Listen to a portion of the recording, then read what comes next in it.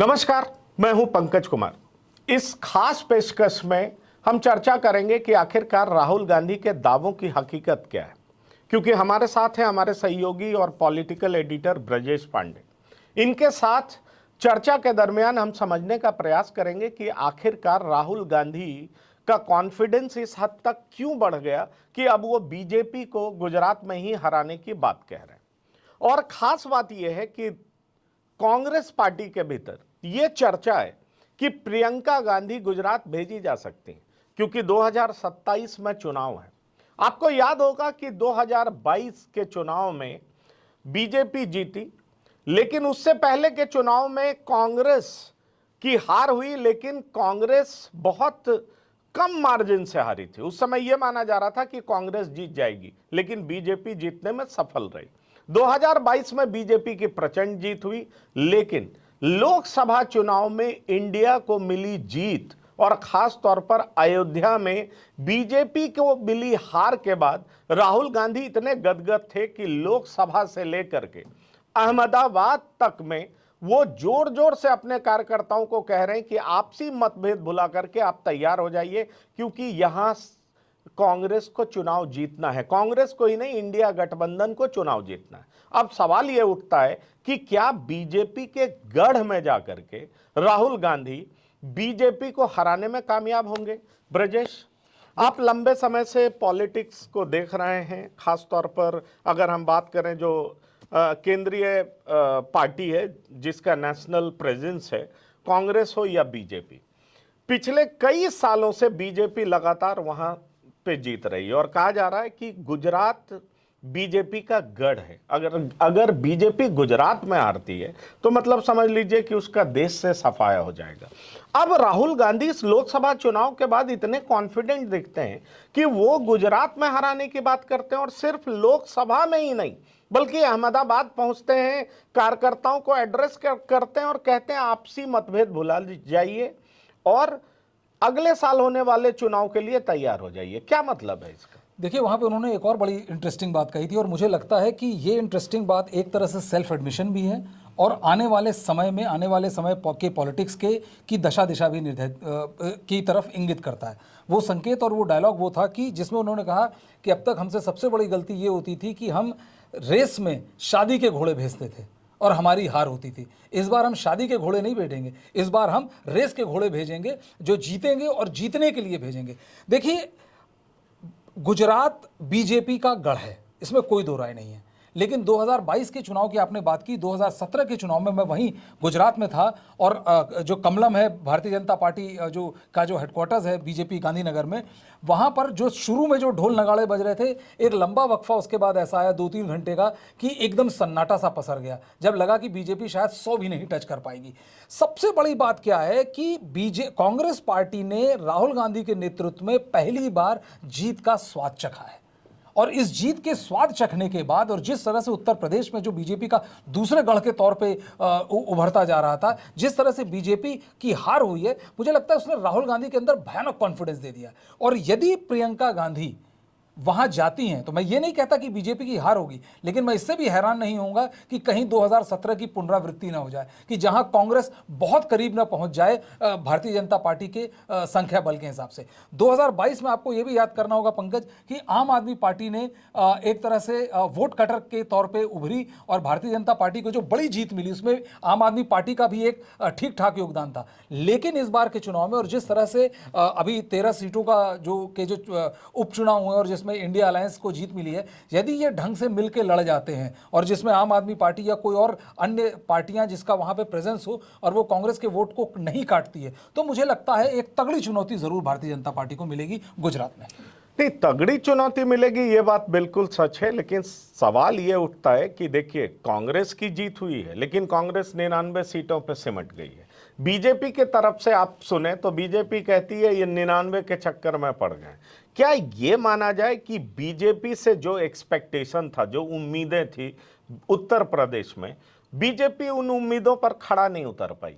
इसका मतलब ये तो नहीं कि कांग्रेस की स्थिति बहुत बेहतर हो गई है और कांग्रेस की स्थिति इस कदर बेहतर हो गई है कि बीजेपी को गुजरात में हरा दे। पंकज जी, आप गुजरात का इतिहास देखिए।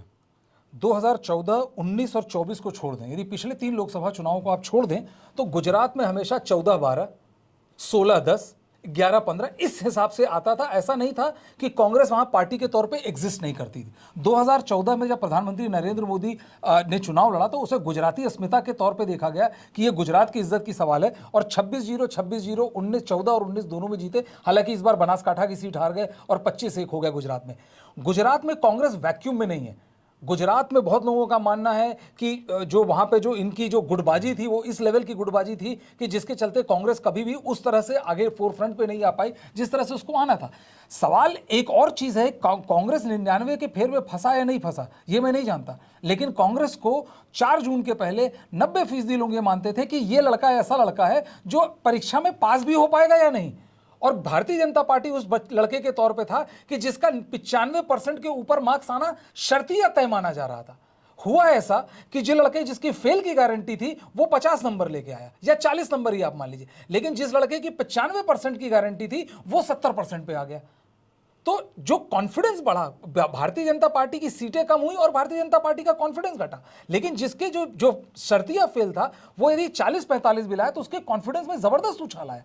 और आप नरेशन देखिए, अभी उपचुनाव में बद्रीनाथ विधानसभा क्षेत्र से कांग्रेस जीत के आई, जबकि उपचुनाव में ऐसा माना जाता है कि जो भी वहां की राज्य होती, और उत्तराखंड आप देख लें पिछले 3 बार से 5-0 5-0 5-0 कांग्रेस के बीजेपी के पक्ष में था, और वो लोकल चुनाव भी, विधानसभा का चुनाव भी वहां भाजपा की सरकार। वहां पर 2 उपचुनाव होता है और दोनों उपचुनाव में कांग्रेस जीतती है। तो ये एक मैसेज तो है काडर के लिए ना, कि काडर उत्साहित है।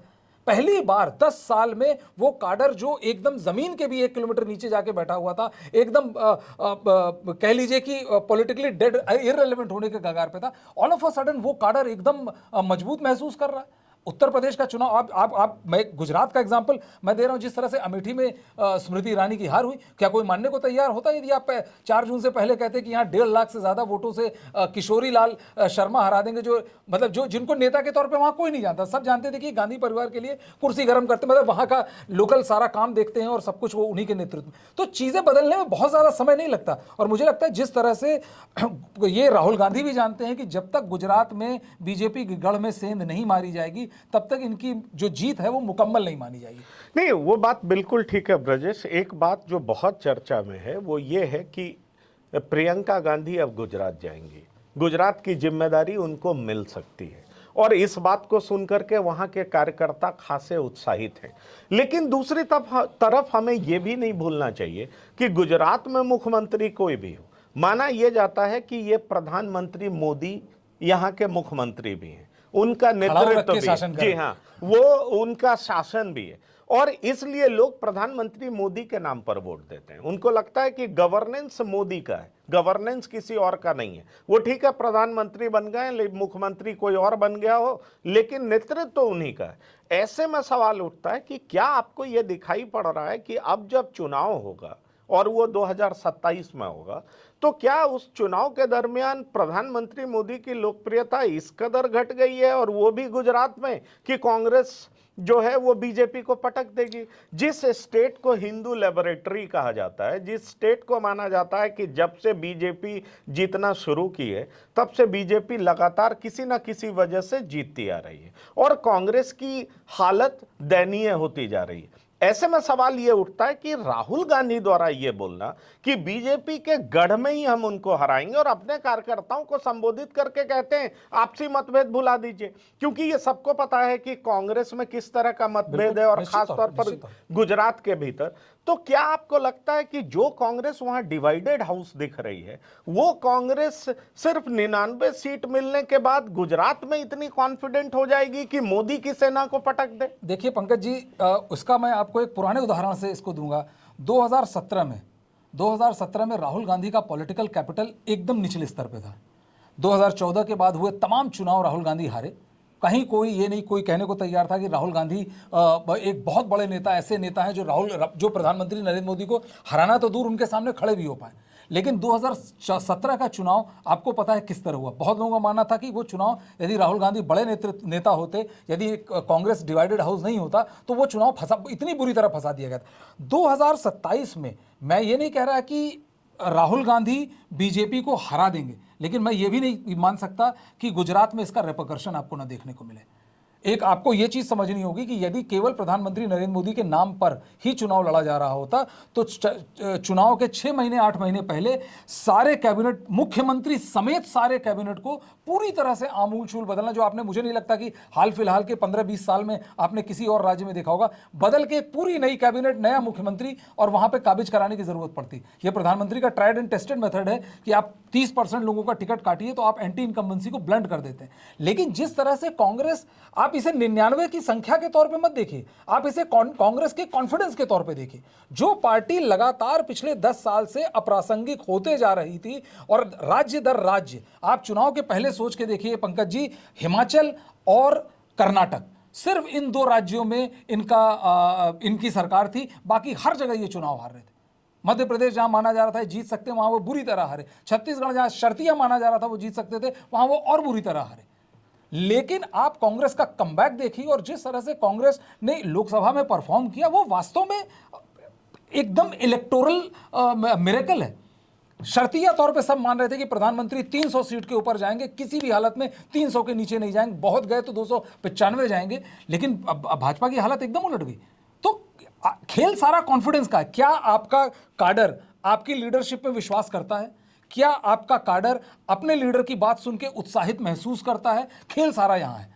और मुझे लगता है कि 100% यदि प्रियंका गांधी को इसी वक्त करेंगे, हम 2024 में बैठे, चुनाव 27 में होना है, यदि ईमानदारी से राहुल गांधी ने वो वॉक द टॉक किया कि हम प्रियंका को वहां रख रहे हैं और हम पूरी मजबूती से चुनाव लड़ेंगे, तो आप यकीन मानिए 2027 में वो बहुत कड़ी चुनौती देंगे। क्योंकि एक और चीज, बहुत छोटी सी चीज वो बोलूंगा, 2024 में 2-3 महत्वपूर्ण चुनाव और भी हैं पंकज जी। महाराष्ट्र का चुनाव है, हरियाणा का चुनाव है। यदि इन दोनों राज्यों में एमवीए जीतती है, महाराष्ट्र में झारखंड का भी, और कांग्रेस जीतती है हरियाणा में, और जेएमएम जीतती है, जेएमएम कांग्रेस कंबाइन जीतती है झारखंड में, यदि जीतती है, आप यकीन मानिए जो 2025 के मिड के बाद का जो कॉन्फिडेंस होगा कांग्रेस का, उस कॉन्फिडेंस को आप उसकी था भी नहीं पा पाएंगे। नहीं, इस बात से मैं सहमत हूं, लेकिन एक चीज मैं और आपसे समझना चाहूंगा कि मान लीजिए कि कांग्रेस जिस तरीके से पंजाब में अलायंस करना चाहिए आम आदमी पार्टी से, लेकिन हो नहीं पाया, पर दिल्ली में कर ली, उसका रिजल्ट जो है सो सिफर रहा, रिजल्ट कुछ पॉजिटिव मिला नहीं कांग्रेस या आम आदमी पार्टी को। क्या आपको लगता है कि गुजरात में जिस तरीके से आम आदमी पार्टी ने अपना पैर पसारा है, कांग्रेस पार्टी उस चीज को भी अपने नीतियों में इंक्लूड कर सकती है? मेरा मतलब यह है कि आम आदमी पार्टी के साथ गुजरात में भी अलायंस कर सकती है और आम आदमी पार्टी के साथ ही बीजेपी को चुनौती देगी? पंकज जी, मैं आपसे मुझे कहने में कोई गुरेज नहीं कि सबसे बड़ा चैलेंज कांग्रेस के लिए यही होगा कि क्या वो ऐसे दलों को अपने साथ साध पाएगी जो यदि सीट ना जीत पाए इंडिविजुअली, लेकिन वो कांग्रेस का वोट काट देंगे। जो भारतीय जनता पार्टी को जो अब तक की गुजरात की सबसे बड़ी जीत मिली 2022 में, वो जीत सिर्फ इसलिए मिली कि आम आदमी पार्टी ने तमाम सीटों पर कांग्रेस को काटा और कांग्रेस वहां सीट वो हारी, और हार जीत का मार्जिन से ज्यादा वोट आम आदमी पार्टी के कैंडिडेट को मिला। मुझे लगता है कि जिस तरह से आम आदमी पार्टी के बड़े नेता जेल जा गए हैं और जिस तरह से अभी कोई हाल फिलहाल में उनको छूट मिलने की संभावना नहीं दिखता, और अगले 6 महीने 8 महीने में यदि बड़े बड़े चुनाव में जो विधानसभा के चुनाव है, यदि उसमें कांग्रेस मतलब कांग्रेस अपवर्ड स्विंग दिखाना चालू करती है, तो मुझे लगता है आम आदमी पार्टी को भी समझ में आएगा। मुझे लगता है सबसे बड़ा चैलेंज पंकज जी यही होगा कि उन तमाम वोट कटर्स पार्टी को कांग्रेस कैसे अपने साथ ले पाएगी कि जिससे उनके मतों का विभाजन ना हो। यह सबसे बड़ा चैलेंज होगा। मुझे लगता है ये बीजेपी के लड़ने से भी ज्यादा बड़ा चैलेंज होगा। और एक बात और भी पूछना चाहूंगा कि चूंकि गुजरात में जो कांग्रेस डिवाइडेड हाउस है और कई सारे नेता जो कांग्रेस में हुआ करते थे, हार्दिक पटेल सरीखे नेता ने कांग्रेस का साथ छोड़ दिया, ऐसे में आपको लगता है कि कांग्रेस सिर्फ दूसरे प्रदेशों में मिली जीत के बाद इतना ज़्यादा उत्साहित हो जाएगी कि वो अपनी हार को जीत में बदल सकती है, वो भी गुजरात में? क्योंकि ये भी हमें नहीं भूलना चाहिए कि कांग्रेस डिवाइडेड हाउस है, कई सारे बड़े नेता एकजुट नहीं हैं, उनके आपस में इस तरह का टकराव है कि खुद राहुल गांधी को ये एक्सेप्ट करना पड़ता है कि देखिए आप लोग आपसी मतभेद बुला करके और एक साथ आइए, अगली बार हम कांग्रेस को हरा देंगे।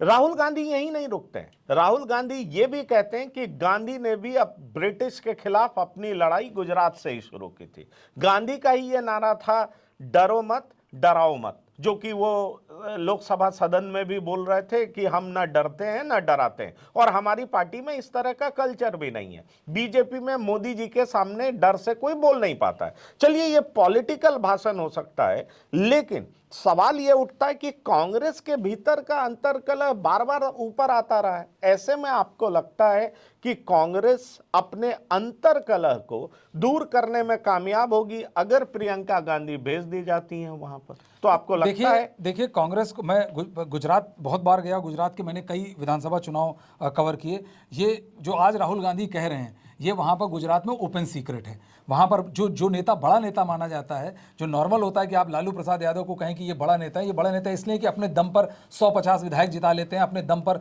10-20 सांसद जिता लेते हैं, वो बड़े नेता होते हैं।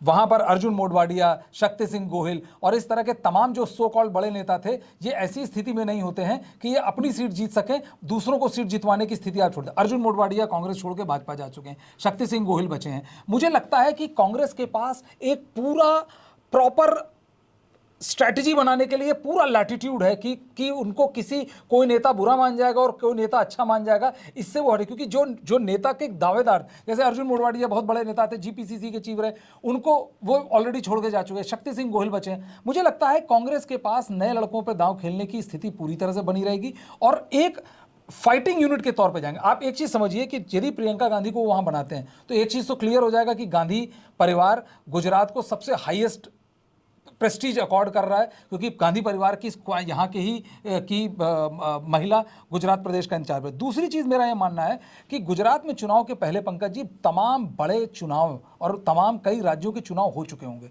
यदि जिन राज्यों के चुनाव की हम बात कर रहे हैं पंकज जी, इसमें एक बिहार का भी चुनाव है, यदि कांग्रेस पार्टी का परफॉर्मेंस या कांग्रेस और अलायंस का परफॉर्मेंस अच्छा रहता है तो मुझे लगता है कि ये एक बड़ा ज़बरदस्त कॉन्फिडेंस देगा ऑपोजिशन और स्पेशली कांग्रेस पार्टी को, कि वो फिर आप डू और डाई वाली स्थिति में आ जाते हैं कि हम चाहे कुछ हो जाए, हम ये चुनाव जीत के दिखाएंगे, और वो बड़ा जबरदस्त काम करता है। मुझे लगता है कि कितना तगड़ा कांग्रेस का परफॉर्मेंस रहेगा गुजरात के अंदर, मुझे लगता है ये अगले 1 साल में भी तय हो जाएगा कि इन तमाम इंपॉर्टेंट राज्यों में, महाराष्ट्र, हरियाणा, झारखंड, बिहार, दिल्ली, इन राज्यों में यदि ये 5-6 राज्य आप मान के चलें और यहाँ पर यदि ऑपोजिशन या इंडिया अलायंस जीत जाता है तो आप ये मान के चलिए कि बीजेपी ऑलरेडी बहुत बुरी तरह बैकफुट पे आ जाएगी, और वो आपको न केवल राष्ट्र की राजनीति में दिखेगा, नेशनल पॉलिटिक्स में, यहाँ लोकसभा में, बल्कि वो तमाम उन राज्यों में दिखने लगेगा। जो छोटे छोटे दल के नेता हैं, जो पावरफुल कास्ट के नेता हैं कि हम क्षत्रिय समाज के बड़े नेता हैं और जो कांग्रेस में दांव लगाने को नहीं तैयार हैं,